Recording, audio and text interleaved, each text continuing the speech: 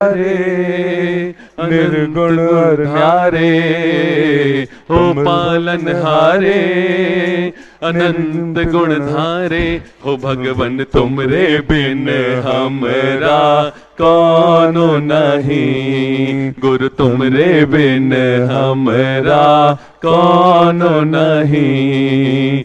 हमरी उलझन सुलझाओ भगवन हमरी उलझन सुलझाओ भगवन। हो गुरुवर तुमरे बिन हमरा कौन नहीं। गुरु तुमरे बिन हमरा कौन नहीं। बोलिए संत शिरोमणि आचार्य गुरु और विद्यासागर जी महामुनि राज की, समस्त आचार्य संघ की। आचार्य श्री जी के चरणों में हम झुका रहे अपना माथा, जिनके जीवन की हर चर्या बन पड़ी स्वयं ही नवगाथा। जैनागम का वह सुधा कलश जो बिखराते हैं गली गली, जिनके दर्शन को पा करके खिलती मुरझाई हृदय कली। ओम ह्रीम श्री 108 आचार्य विद्यासागर मुनिंद्राय। अत्र अवतर अवतर शंभो सट आवानंद। जय हो जय हो जय हो। अत्र तिष्ठ स्थापनम। जय हो जय हो जय हो। अत्र मम सन्नितो भव भव सट सन्निधि करणम परिपुष्पांजलिम क्षिपामि। ओम ह्रीम श्री 108 आचार्य विद्यासागर मुनिंद्राय। जन्म जरा मृत्यु विनाशनाय जलम निर्पामिति। ओम ह्रीम श्री 108 आचार्य विद्यासागर मुनिंद्राय। संसार ताप विनाशनाय चंदनम निर्पामिति। ओम ह्रीम श्री 108 आचार्य विद्यासागर मुनिंद्राय। अक्षय प्राप्ताय अक्षतान निर्पामिति। ओम ह्रीम श्री 108 आचार्य विद्यासागर मुनिंद्राय। कामवाण विध्वंसनाय पुष्पम निर्पामिति। ओम ह्रीम श्री 108 आचार्य विद्यासागर मुनिंद्राय। क्षुधारोग विनाशनाय नैवेद्यम निर्पामिति। ओम ह्रीम श्री 108 आचार्य विद्यासागर मुनिंद्राय। महामोहांधकार विनाशनाय दीपम निर्पामिति। ओम ह्रीम श्री 108 आचार्य विद्यासागर मुनिंद्राय। अष्टकम दहनाय धूपम निर्पामिति। ओम ह्रीम श्री 108 आचार्य विद्यासागर मुनिंद्राय। महामोक्ष प्राप्ताय फलम निर्पामिति। ओम ह्रीम श्री 108 आचार्य विद्यासागर मुनिंद्राय। अनर्प प्राप्ताय अर्घम निर्पामिति। भावों की निर्मल सरिता में अवगाहन करने आया हूँ, सबका सारा दुख दर्द हरो यह अर्घ बेटने आया हूँ। हे तपोमूर्ति हे आराधक हे योगीश्वर हे महासन, हे अरुण कामना देख सके युग युग तक आगामी। ओम ह्रीम श्री 108 आचार्य विद्यासागर मुनिंद्राय। जय माला पूर्णार्घम निर्पामिति। हम सभी अपने हाथों को जोड़ लें, आचार्य भगवान के चरणों में निवेदन करते हैं अपनी अमृतमय वाणी से हमें कृतार्थ करने की अनुकंपा करें। हे भगवान नमोस्तु नमोस्तु नमोस्तु।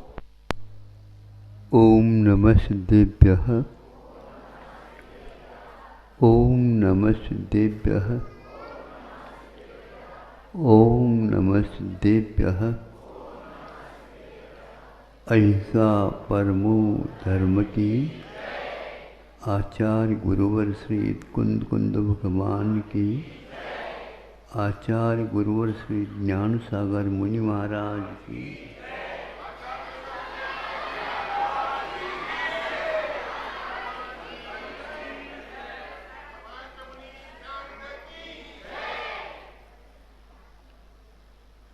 चार अध्यायों का प्रातःकाल विवेचन पूर्ण हुआ।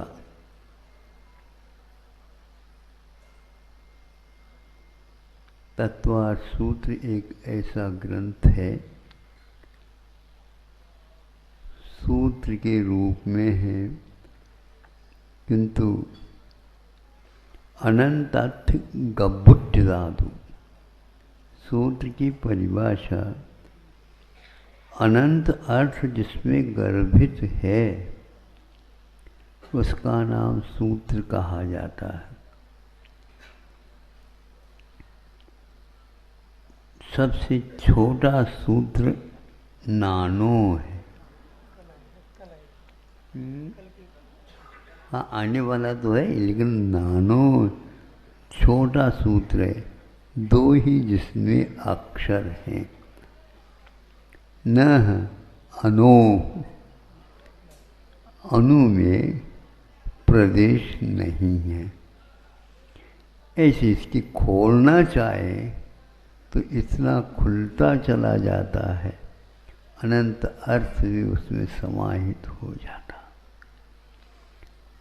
आज हम भले ही उसको नहीं समझ रहे हैं, किंतु सूत्र का लक्षण तो यही है।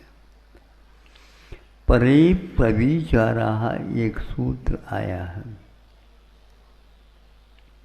प्रविचार का अर्थ आचार्यों ने किया है, दुख प्रतिकार प्रविचार है, सुख नहीं। आप लोग इंद्रिय और अनिंद्रिय विषयों का नाम सुख कहते हैं, किंतु वो सुख नहीं, आकुलता का प्रतिकार करना। यह मान लो पकवान भी आप लेते हैं तो वो पके हुए तो है, इसलिए पकवान तो कह दो, लेकिन मीठे हैं, सुख है, शांति उसमें मिलती है, ये गलत धारणा है, क्योंकि वह भी एक प्रकार से प्रविचार है। 5 इंद्रियों के विषयों का सेवन एक प्रकार से ब्रह्मचर्य के लिए दोष पैदा करने वाला है। मुख्य रूप से उसमें स्पर्शनेन्द्रिय गिना जाता है, लेकिन वस्तुतः आकुलता का निवारण करना चाहते हैं, इसलिए इसका नाम प्रविचार है। मतलब स्वर्गों में भी इसकी आकुलता होती है। इस आकुलता को दूर करने का पुरुषार्थ जो होता है, उसका नाम प्रविचार है। यह सूत्र प्रविचार एक प्रकार से 16 स्वर्ग के बाद जो देव हैं उनके लिए दिया गया है। इससे ठीक होता है कि प्रविचार 16 स्वर्ग तक होता है, फिर बाद अप्रविचार का अर्थ एक प्रकार से प्रविचार का अभाव, प्रतिकार का अभाव। आकुलता का अभाव ऐसा तो नहीं कहा, किंतु अप्रविचार का अर्थ वहाँ पर वेद कर्म की उदीर्णा होते हुए भी वह असह्य नहीं होता, किंतु नीचे के स्वर्गों में असह्य होता है, ये बताया। तो उन अहमिंद्र देवों को यह नहीं होता है, लेकिन ये भी ध्यान रखें, इसके के नीचे के स्वर्गों में भी वह प्रविचार, कहीं काय प्रविचार कहा, कहीं रूप प्रविचार कहा, कहीं शब्द प्रविचार कहा, कहीं स्पर्श वहाँ प्रविचार कहा। इस ढंग से प्रविचार को भिन्न भिन्न शब्दों के माध्यम से उन्होंने उसके अनुपात जिनको बोलना चाहिए वह बताया। मन में भी प्रविचार होता है, ये बहुत सूक्ष्म विषय है। वचन में काय में तो स्थूल सुनने में आ जाता है, किंतु मन में भी प्रविचार होता है। नहीं, मनसा प्रविचार है, मन प्रविचार, कि मन के द्वारा भी प्रविचार होता है। इसको ज्ञानार्णव कारणे प्रथमे जायते चिंता, द्वितीये दृष्टुम इच्छति। प्रथम समय में सर्वप्रथम चिंता की उत्पत्ति हो जाना, यह अर्थ किया है। ये चिंता आकुलता का प्रतीक है, मन में भी उत्पन्न होता है। तो मन में उत्पन्न नहीं होता है तो क्यों नहीं होता है? तो उसके लिए विशेष कारण बताए कि परम शुक्ल लेशा जिनको होती है, उसमें उन्होंने ये घटित बात कही है कि यहाँ अनुदेश में परम शुक्ल लेशा है, तो ऊपर के अपराजित 5 जो हैं सर्वासिद्धि तक, उनमें भी सर्वोत्कृष्ट एक प्रकार से शुक्ल लेशा होती है। किंतु एक बात और सोचने से आता है, आज ही सोचने से थोड़ा सा रख देना चाहता हूँ आपके सामने, ताकि आगे इसका चिंतन इस दिशा में होता चला जाए। आग्रह नहीं, फिर भी विषय वस्तु तो यहाँ पर है। अब प्रविचार का प्रसंग 16 सर्ग में भी नीचे आ सकता है, आता है। ये इसका विषय है मुख्य। इतना अवश्य है कि 16 स्वर्ग तक एक प्रकार से स्त्रियों का संबंध रहता है। इसके ऊपर महिलाओं का विकास नहीं होता, इसलिए 16 सर्ग के ऊपर वो नहीं जा सकते। मुनि जो बनेगा वही उन ऊपर के अहमिंद्र देवों में उत्पन्न होगा।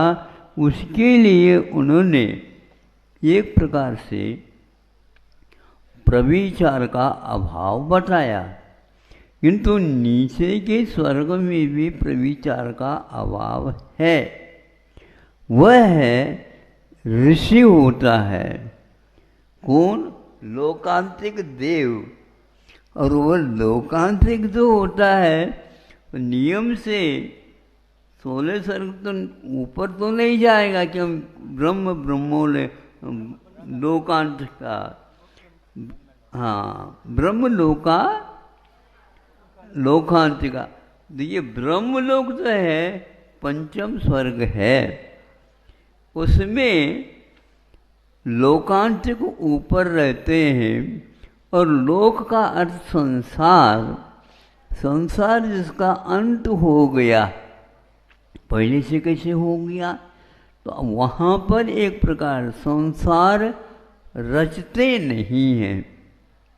बाकी जितने भी स्वर्ग हैं उनमें संसार मन से, वचन से, काय से रचते हैं, क्योंकि वहाँ पर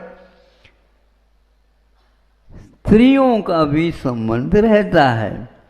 इस स्त्रियों के होने के उपरांत भी ब्रह्मलोक में स्त्रियां हैं, देवियां हैं, किंतु ब्रह्मलोक जो ऊपर भाग है उसमें लोकांतिक रहते हैं, जो लाखों की संख्या में हैं।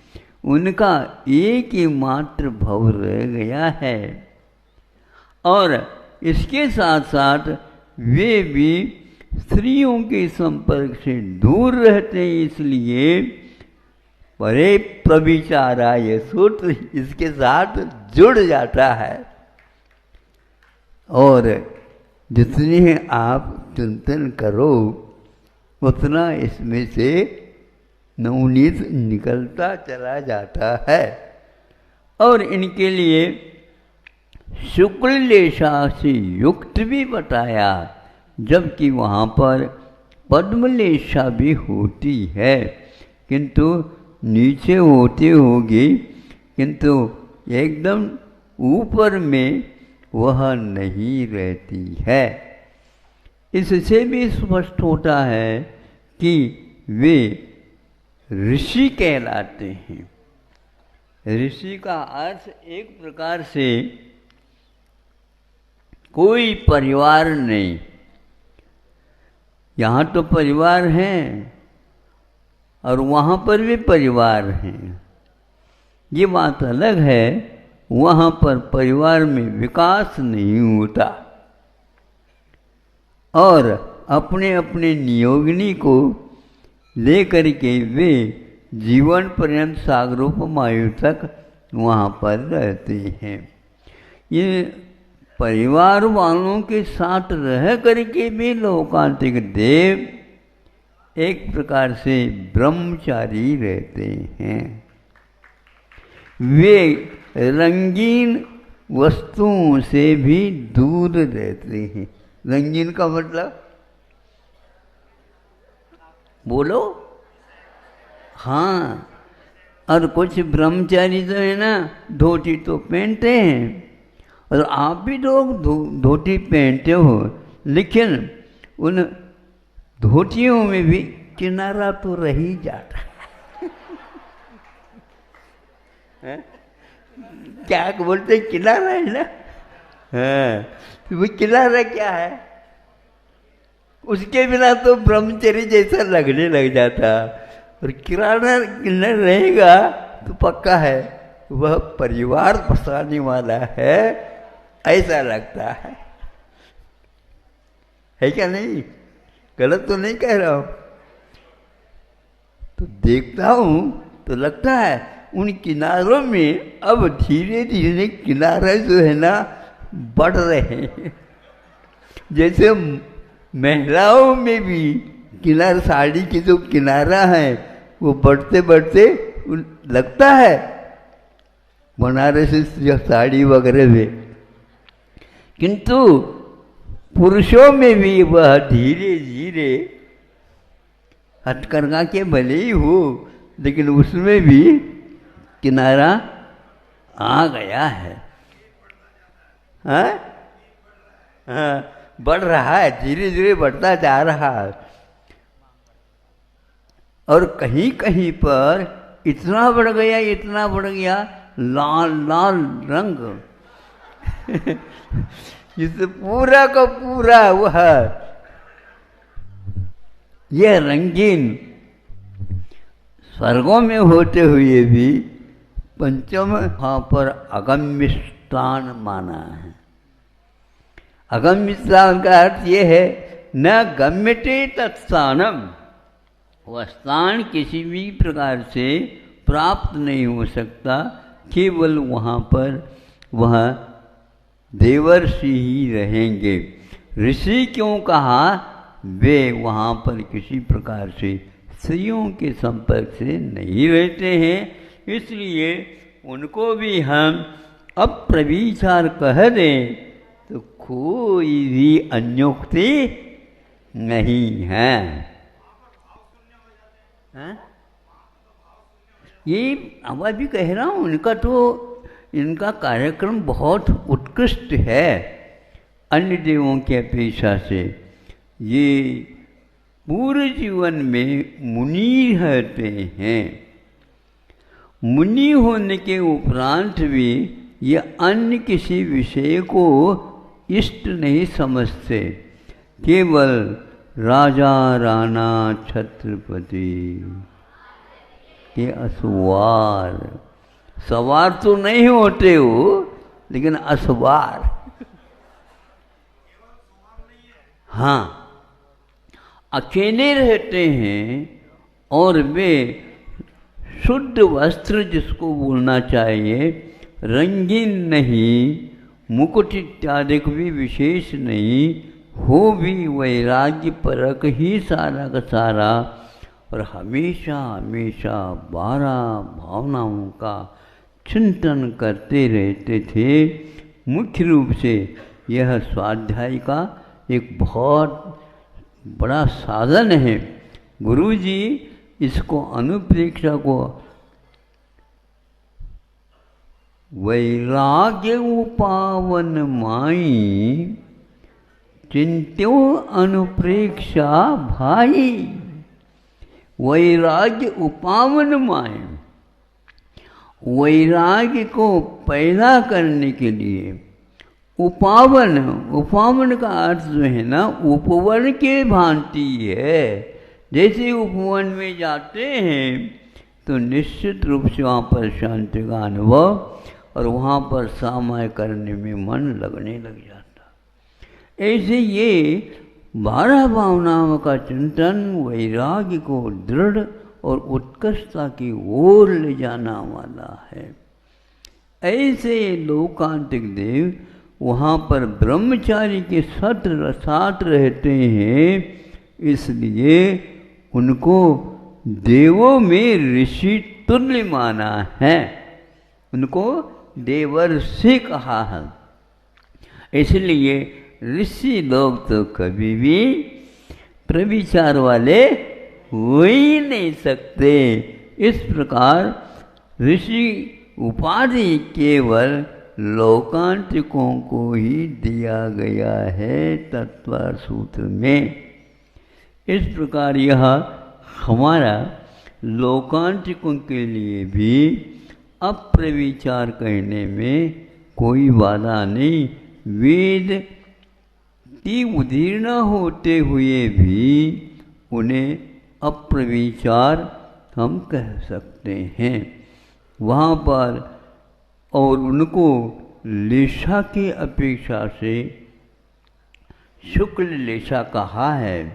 और दूसरी देखो, उनकी उम्र वहाँ पर 8 सागर की है बताया है, किंतु अन्य जितने भी वहाँ पर के जो देव है वो उस प्रकार की नहीं है। वो इस प्रकार उस प्रसंग में इनकी विशेषता बताई। इसके अलावा भी ये जितने भी हैं लोकांतिक, वो सारे के सारे एक भवावतारी है।